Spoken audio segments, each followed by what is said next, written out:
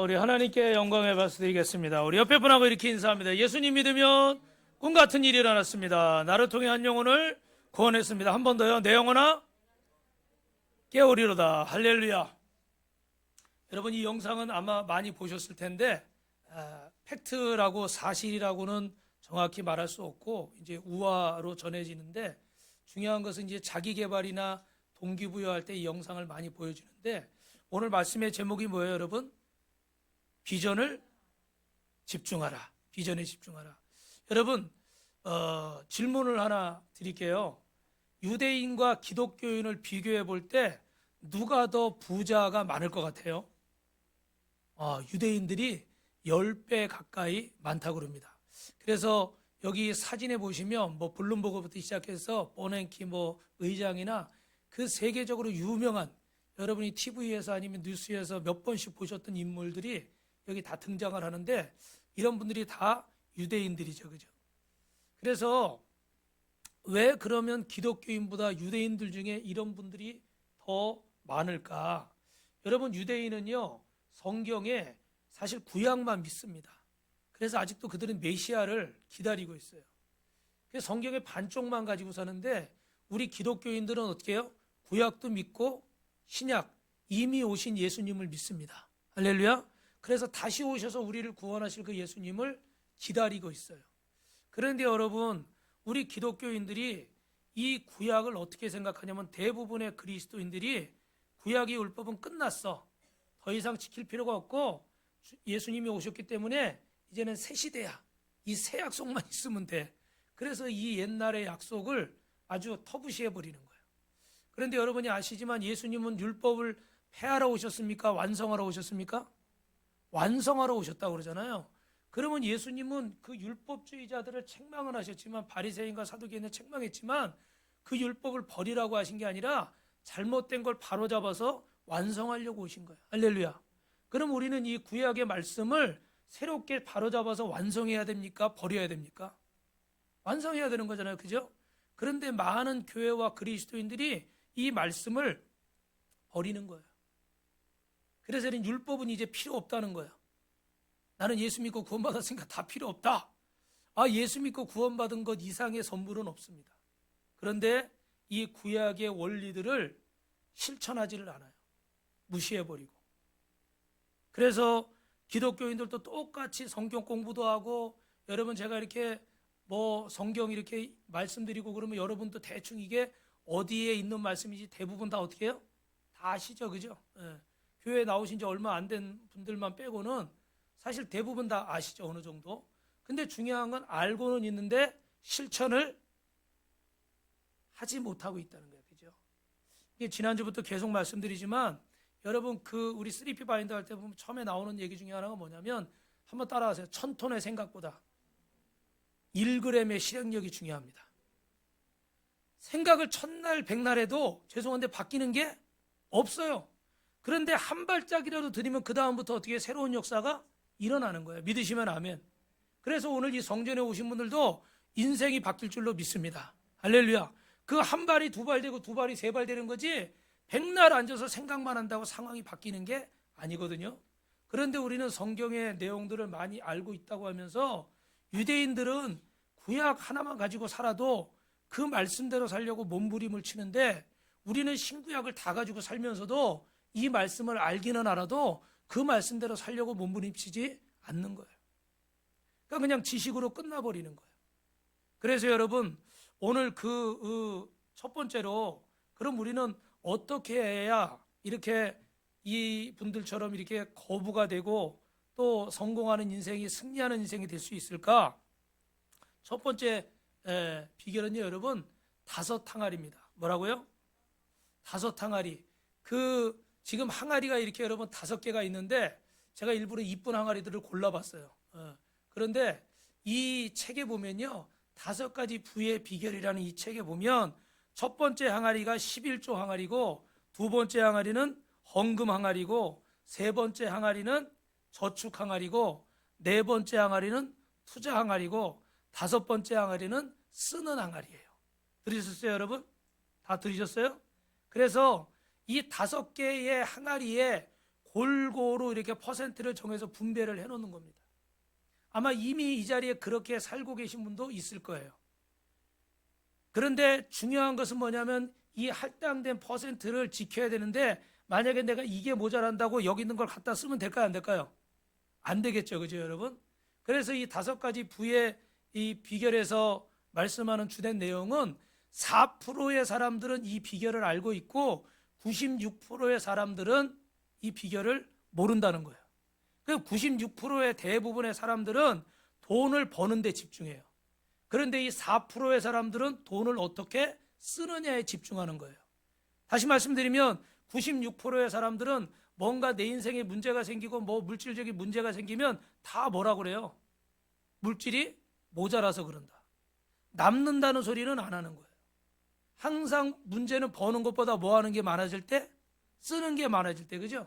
그래서 회사나 직장을 탓을 하는 거예요. 왜? 월급이 적다. 다 오르는데 안 오르는 게 뭐예요? 애들 성적하고 남편 월급하고 여러분 월급하고 안 오르는 거죠, 그죠? 예. 그래서 뭐 월세도 비싸고 기름값도 오르고 뭐 정부에서는 세금을 너무 받고 막 이런 소리 저런 소리 막 하는 거예요.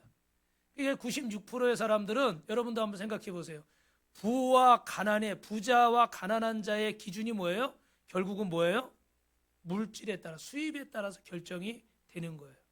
그런데 여러분, 4%의 사람들은 이 제한적으로 지출을 하고 배가하는 데 투자를 한다는 거예요. 그 수입이 얼마가 되든지 간에 다 쓰는 사람은, 이 사람은 가난한 사람인 거예요. 예를 들면 이런 거예요, 여러분. 쉽게 말씀드리면 한 달에 1,000만 원을 버는 사람이 있어요. 근데 그걸 다 써버려요. 근데 어떤 사람은 한 달에 100만 원을 벌어. 그런데 그 중에 30만 원을 저축해. 여러분, 누가 부자예요? 여러분이 이 얘기를 안 듣고 얘기하면 1,000만 원 버는 사람이 부자겠죠, 그죠? 그런데 이 얘기를 들으셨으니까 여러분은 탁 눈치가 빠르시니까 누가 부자라 생각이 드는 거예요? 부자가, 그죠? 100만 원밖에 못 벌지만 30만 원을 저축할 수 있는 사람은 우리는 부자라고 생각하는 거예요. 그래서 여러분은 여러분의 물질이나 여러분의 인생이나 여러분의 시간을 어떻게 관리하고 있는가? 이 5항아리가 있어야 돼요. 그래서 여러분이 이 비율을 내가 최선을 다해서 지켜나가야 돼요. 오늘도 여러분 일주일 동안 일하고 학교 다니고 또 이번 주에 우리 학생들이 시험 보고 또 이렇게 막 애쓰다가 주일날 어떻게 해야 돼요? 쉬고 싶고 늦게까지 자고 싶고. 할렐루야. 그 오늘 조금 늦으신 분이 더 많은 것 같아요, 딴 때보다. 그래요. 날씨도 추워지고, 저도 일어나기가, 전에는 새벽에 바닥바닥 일어났는데 이제 추워지니까 자꾸 안 나오게 돼. 그래서 요새 5분씩 조금씩 늦어지고 있어요. 제가 알람을 3번 맞추거든요. 왜냐하면 맞춰도 또 자고 또 자고 그러니까 3번 맞추는데, 요 최근에는 2번 맞추면 일어났거든요. 근데 지금은 이제 마지막 5분까지 사용해. 그래서 3번 해야 이제 잠들고 이제 깨워줄 사람이 없어. 추워지니까 몸이 좀 힘들죠. 그러니까 얼마나 지금 쉬고 싶고 막 이런 때예요. 그런데 여러분, 이 시간도 내가 어떻게 해요? 지키는 거예요. 아멘을 안 하네. 하나님과 약속한 이 시간을. 그래서 원래 달력에 보니까 어느 날이 맨 앞에 있어요. 퍼스트 데이가 뭐예요? 주일이에요. 썬데이, 일요일이에요. 그죠? 한 주간의 시작은 월요일이 아니라 사실은 그리스도인들에게 뭐예요? 주일이에요. 여러분, 이 달력이, 이 주님이 이 비포 크라이스트, 예수님이 오시고 나서 그때부터 연대를 측정해서 지금 2024년인 거예요. 그죠? 이 달력의 역사도 예수님이 이 땅에 오신과 같이 시작이 된 거예요. 그래서 한 주의 시작은 주일부터 시작하는 건데, 우리가 이 주일을 어떻게 해야 돼요?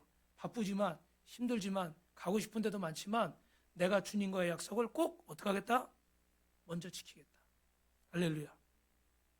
그래서 우리 앞에 있는 우리 그 예진 양은 그 대학교 때 이렇게 그 면접하러 이렇게 가고 그래야 되는데, 요 근처에 있는 어떤 그 학교가 그날 면접을 하는데, 보니까 여기 가야 될 것 같아. 여기가 좀 안정권이야. 근데 안 가겠대.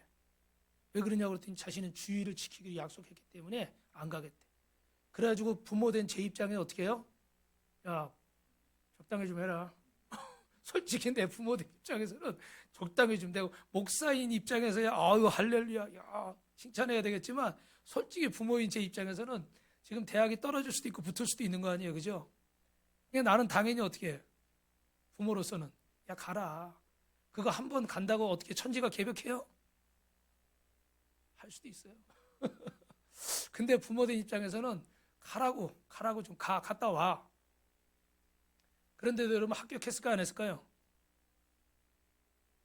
했으니까 졸업했겠죠, 그죠? 할렐루야. 여러분 매번 우리가 이렇게 살기가 쉽지는 않지만 기준이 분명해야 돼요. 그래서 여러분 이렇게 이런 기준을 하나님 말씀을 지키려면 우리 어떻게 해야 될까? 두 번째는요. 이렇게 거부가 되기 위해서는 따라합니다. 4%의 사람들은 비전에 집중합니다. 예. 이 지금 말씀드린 것처럼 96%의 사람들은 뭐에 집중해요? 보니까 돈에 집중하고 수입에 집중하는 거예요. 그런데 4%의 사람들은 뭐에 집중한다고요? 비전에 집중하는 거예요. 사람들에게 왜 당신이 목표를 달성하지 못했냐, 왜 당신이 이렇게 되냐 물으면 대부분의 사람들은 어떻게 돼요? 돈 얘기를 합니다. 그래서 요즘 많이 나오는 말이 뭐예요? 금수저, 흙수저 얘기하는 거죠. 그죠? 내가 태어날 때부터 어떤 부분들이 나는 부족했다 이거죠. 그래서 이렇게 힘든 인생을 살 수밖에 없다는 거예요. 맞습니다. 일리 있는 얘기예요. 그러나 그게 전부는 아니라는 거예요. 여러분이 4%의 사람들 중에 뭐 이 얘기를 길게 할 수 없지만 여러분이 많은 책들을 읽으시고 많은 이야기를 들으셨을 테니까 이분들이 다 집안이 대단해서 이렇게 잘 산 게 아닙니다. 정말 어렵고 힘든 가운데 예를 들면 여러분 어떤 지금 기억나는 거 포드라는 사람은 자기 어머니가 아픈데 의사를 데리러 가야 돼요. 근데 말을 타고 막 데리러 가는데 어떻게 해요? 너무 힘들고 시간이 많이 걸려서 의사를 모시고 왔는데 보니까 어떻게 해요? 어머니가 하늘나라 가셨어요. 너무 속상하고 슬픈 거예요. 왜 이것밖에 안 될까? 말보다 더 빠른 걸 할까 고민하다 뭘 만든 거예요? 자동차라는 걸 개발한 거예요. 할렐루야. 그가 부잣집의 왕족의 귀족으로 태어나서 이런 일들이 일어나는 게 아니에요. 여러분 역사를 바꾼 여러분이 기억하는 위대한 인물들을 보면 다 이런 어려운 가운데서 승리했다는 사실을 아마 여러분은 이미 다 알고 있을 겁니다. 그러니까 그들은 비전에 초점을 맞추지 내 주머니에 얼마가 있는가, 내가 금수저인가 흑수저인가 이거에 비전을 맞추지 않아요. 4%의 사람들은 비전이 있으면 따라합니다. 공급은 저절로 따라옵니다. 여러분 지난주에 추수감사절 지내면서 여러분이 감사하셨는데 저도 여기 새벽마다 여러분 기도 제목 가지고 기도하면서 저도 적어놓은 제목이 있는데 그 네 가지 중에 하나가 뭐냐면 대부분 이루어졌는데 감사하더라고. 우간다의 성전 하나만 제2의 성전 세우게 해달라고 그랬어요. 근데 우리가 몇 개를 세웠어요? 지금 올해? 2개를 세웠어요. 그래서 3개까지 세운 거죠. 그죠? 할렐루야. 하나님이 하나도 세우기 힘든데 3개를 세우게 하셨어요. 우리가 물질이 있어서 했습니까? 제가 돈은 좀 많게 생겼지만 안 웃으시네. 사실은 없잖아요. 그런데 뭐에 집중하는 거예요? 비전에 집중하는 거예요. 여러분 우리가 부족하지만 작은 교회지만 하나님이 기뻐하신 일을 합시다. 그러면 하나님도 우리에게 복을 주시겠죠. 할렐루야.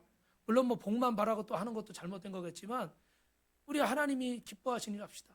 그래서 우리가 마음을 모으고 뜻을 모으니까 이렇게 저렇게 돕는 자들이 생기고 호주에서도 누가 헌금을 보내주고 우리 교회 성도가 아닌 분들이 또 이렇게 헌금을 하고 그래서 힘을 합쳐서 성전을 세우는 거죠. 뭐에 집중했습니까? 비전에 집중했습니다. 할렐루야. 여러분 이해하시겠죠? 이 4%의 사람들은 명확한 비전을 세우는 데 집중하는 거예요. 하나님이 내게 주신 이 비전을 추구하는 거예요. 그러다 보면 어떻게 돼요? 필요한 것들은 하나님이 채우시는 줄로 믿습니다. 그런데 반대로 96%의 사람들은 돈을 추구하기 때문에 가장 큰 방해가 되는 것은 항상 돈의 부족이라 생각하는 거예요. 그래서 여러분 성경은 그런데 정답을 우리에게 얘기해 주는 거예요. 호세아 4장 6절 말씀 같이 읽어봅시다. 시작. 내 백성이 지식이 없으므로 망하는도다. 내가 지식을 버렸으니 나도 너를 버려 내 제사장이 되지 못하게 할 것이고 내가 내 하나님의 율법을 나도 내 자녀들을 잊어버리라. 내 백성이 뭐 때문에 망한다고 그래요? 지식이 없어서 망한대. 이 지식은 어떤 지식이겠어요? 하나님을 아는 지식이고 하나님의 말씀이겠죠. 그죠? 그러면 오늘 또 하나 본문에 잠언 29장 18절에 시작. 묵시가 없으면 백성이 방자에 행하거니와 율법을 지키는 자는 복이 있느니라. 할렐루야. 여기서 묵시는 비전이나 꿈을 의미하는 거예요. 이런 비전과 꿈이 없으면 백성이 어떻게 해요? 막 방자에 마음대로 허랑방탕하게 사는 거예요. 그런데 어떻게 돼요? 율법을 지키는 자. 율법이 뭐예요? 하나님이 주신 말씀이죠. 그죠? 이 말씀을 지키는 자는 뭐가 있느니라? 복이 있느니라. 할렐루야. 여러분 성경을 보면 돈이 없어서 내 백성이 망한다. 이런 말씀은 한 군데도 찾아볼 수가 없어요. 돈이 없어서 여러분의 인생이 망하고 여러분의 가정이 망하고 여러분의 자녀가 망하고 여러분의 사업이 망한다고 하지 마십시오.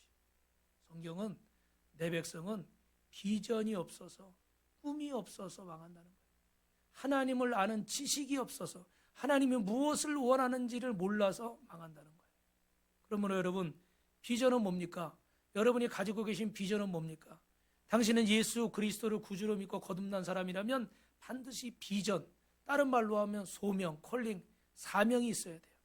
그래서 여러분, 우리는 따라합시다. 하나님을 알기를 힘써야 됩니다.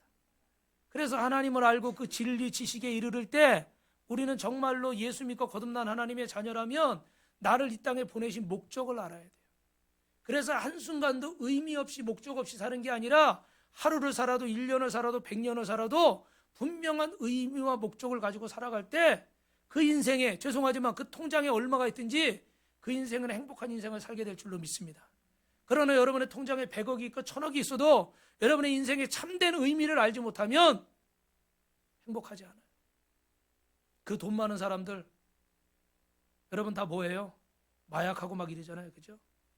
그러니까 우리 여러분 요번에 21일 다니엘 기도회 할 때 남경필 전 경기도 지사가 간증을 했잖아요. 그죠? 저 옆에 서 있는 친구는 아들은 아니고 전두환 씨 손자 전 누구 여러분 TV에 나와서 아시죠? 그죠? 남경필 씨가 아들을 유학 보낼 때 지금 아들은 감옥에 있어요. 뭐 때문에? 마약 때문에. 근데 그가 후회하는 게 뭐예요? 내가 너 하나님 앞에 멋진 사람이 되라고 유학을 보낸 게 아니라 너 잘 먹고 잘 살아라. 그리고 유학을 보냈다는 거예요. 그랬더니 뭘 먹었어요? 마약에 손을 대서 인생이 망가져서 결국은 감옥에 지금 있어요. 근데 지금 그 아들도 이제 예수님 믿고 지금 이제 나와서 우리 남경필 지사와 함께 그 정말 이 사람들을 위해서 일을 하려고 지금 준비를 하고 있는데 저 TV에 나온 저 청년도 마약 중독자였잖아요. 지금 제주도 그곳에서 치료를 받고 있대요. 할렐루야. 여러분, 이렇게 세상적으로 뭐 대단한 사람들이 많아요. 그런데 그런 사람들이 어떻게 해요? 왜 마약에 손을 댈까요? 인생의 목적이나 비전이 분명하지 않은 거예요. 여러분, 그 준비된 얘기는 아니지만 제가 목적이 이끄는 삶 그 리고렌 목사님 책 시리즈를 금요철에 때 한 적이 있었는데 그 책점이 Purpose Driven Life잖아요. 그죠? 보통 우리는 어떻게 해요? 목적을 이렇게 세워놓고 내가 뭐 예를 들면 뭐 선생님이 돼야 되겠다. 그럼 선생님이 세워놓고 그 목적을 향해서 우리는 막 가는 거잖아요. 그죠? 내가 그 목적을 이루기 위해서 가는 거예요. 근데 이 책 제목은 뭐예요? Purpose Driven. 목적이 나를 어떻게 돼요? 이끌어가는 거예요. 할렐루야. 여러분, 그게 그리스도인의 삶이에요. 예수님이 하나님이 여러분에게 주신 목적이 비전이 여러분의 인생을 이끌어가서 내가 사장이 돼야지, 내가 뭐가 돼야지, 선생님이 돼야지, 내가 국회의원이 돼야지, 내가 뭐가 돼야지. 그래서 그 목적을 통해서 하나님의 뜻을 이루려고 그 목적에 나를 이끌어가야 중간에 어려운 일이 있고 힘든 일이 있고 뜻대로 안 되는 일이 있어도 누구를 의지하고 승리해요? 하나님을 의지하고 승리해요. 그런데 아직도 세상 사람들처럼 내가 목적 정해놓고 어느 대학, 뭐 얼마, 어떤 집, 뭐 내가 정해놓고 거기 달려가는 거를 내 인생의 전부로 생각하고 살아요. 그러니까 여러분 들으셨죠? 하버드 대학에 동양인 중에서 한국인들이 굉장히 많이 들어갔대요. 근데요, 제일 중간에 많이 그걸 뭐라고 그러죠? 중간에 관두는 거를 자퇴하는 사람들이 누가 제일 많은지 아세요? 한국 사람이 제일 많대요. 이거 통계에 나온 거예요. 그 어렵게 들어간 데를 왜 관두냔 말이에요. 저 같으면 그냥 있을 것 같아.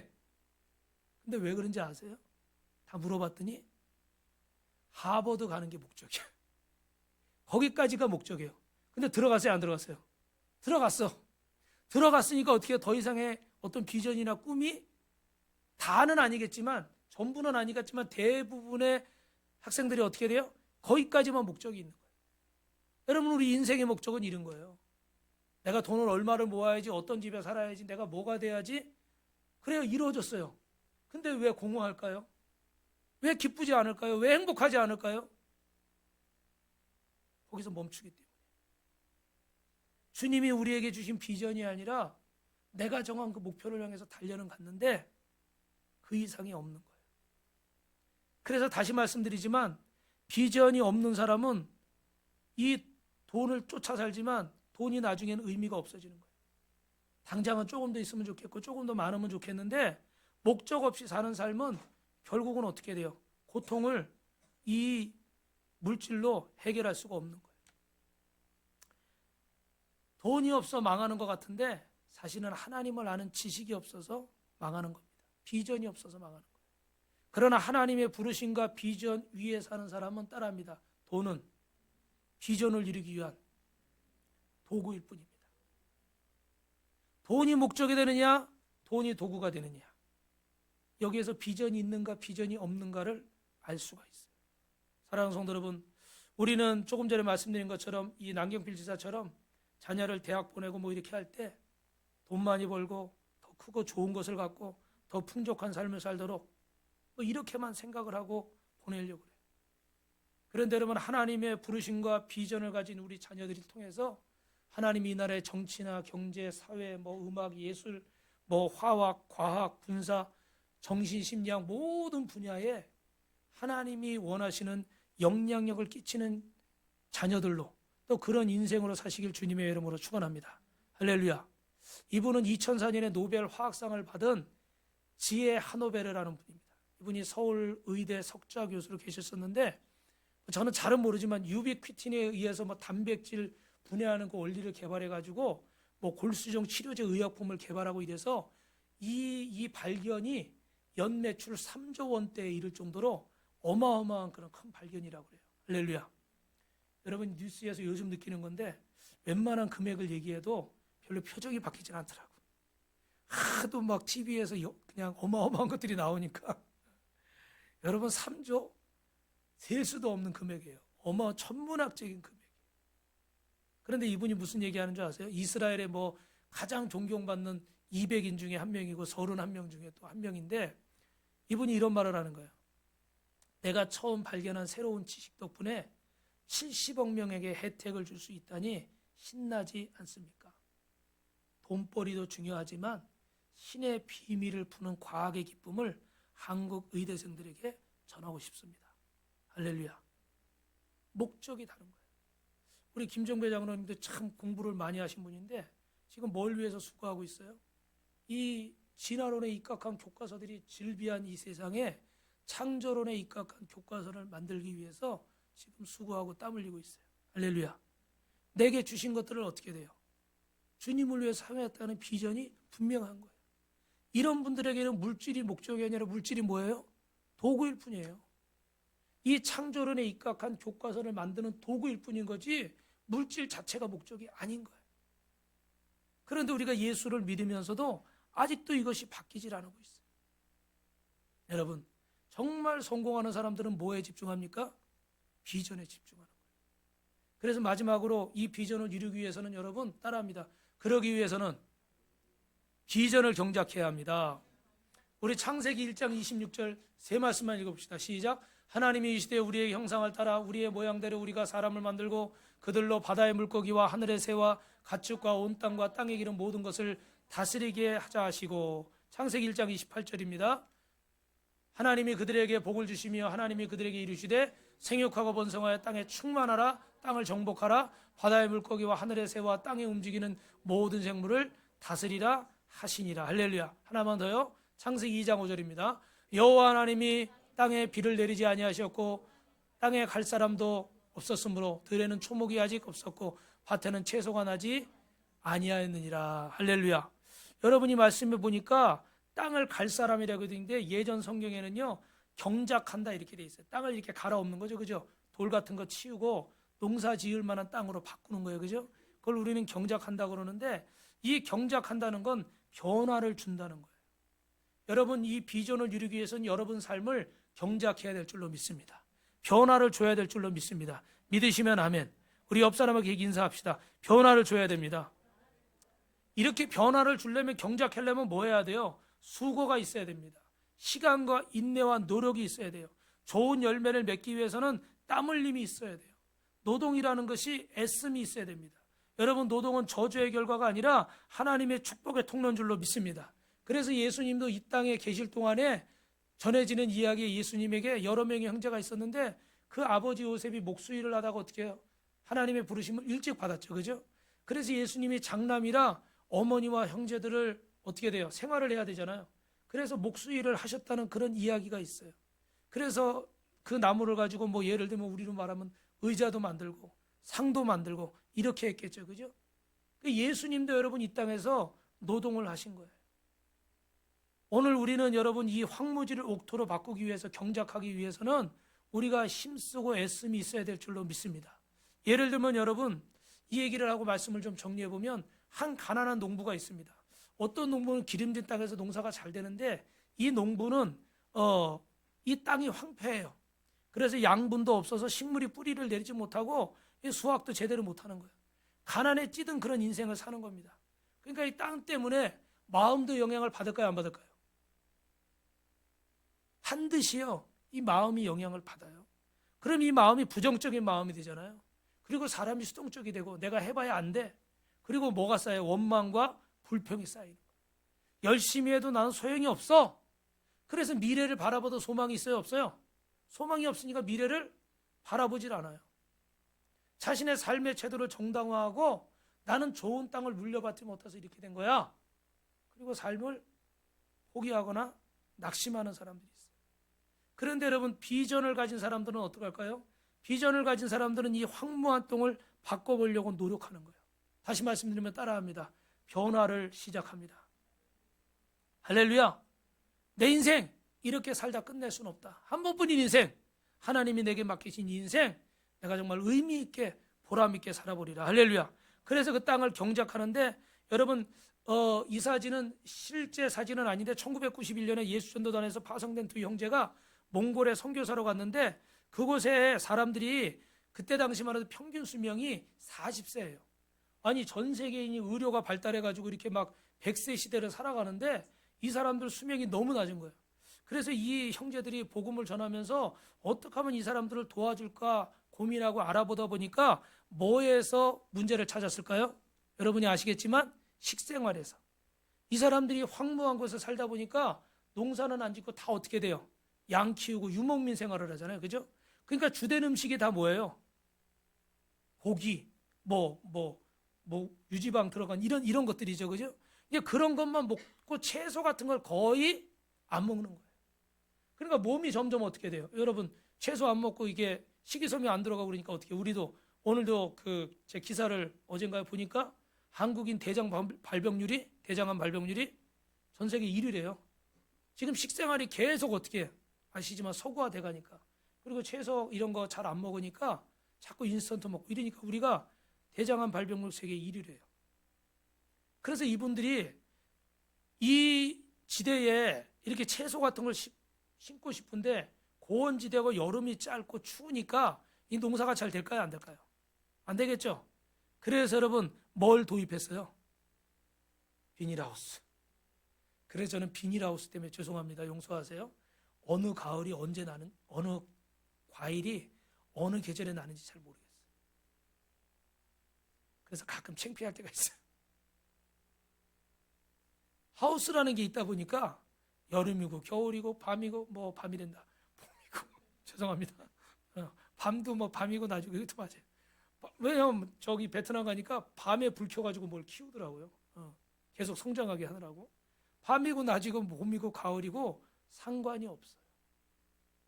그래서 어떻게 돼요?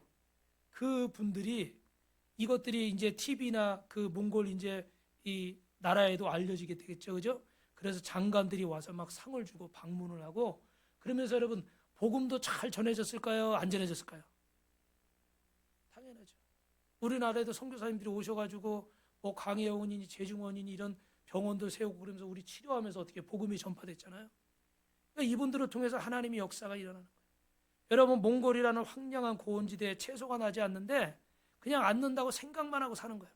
근데 이 비전을 가진 두 분의 선교사님이 그 땅을 위해 기도하고 고민하다가 하나님이 준 지혜로 비닐하우스를 사용하기 시작한 거예요. 뭐에 집중했어요? 환경이나 물질에 집중한 게 아니에요. 사람에게 집중한 게 아니라 뭐에 집중했어요? 하나님이 주신 비전에 집중한 거예요. 믿으시면 아멘. 할렐루야. 여러분의 인생이 정말 이 한 주간 어떻게 살아오셨습니까? 정말 여러분의 인생이 의미 있고 행복하고 복된 인생이 되기를 원한다면 여러분 하나님이 주신 비전에 집중하시기 바랍니다. 할렐루야. 그래서 그 비전을 향해서 여러분이 열심히 달려갈 때 여러분의 인생에 정말 즐거움을 느끼고 세상에 줄 수 없는 행복과 세상에 줄 수 없는 감사가 여러분 마음에 넘쳐나게 될 줄로 믿습니다. 오늘 말씀을 좀 빨리 끝내볼까요? 이상하죠? 인사를 잘하면 제가 여기서 끝내겠어요. 옆 사람하고 인사합시다. 비전을 위해서 인생을 경작합시다.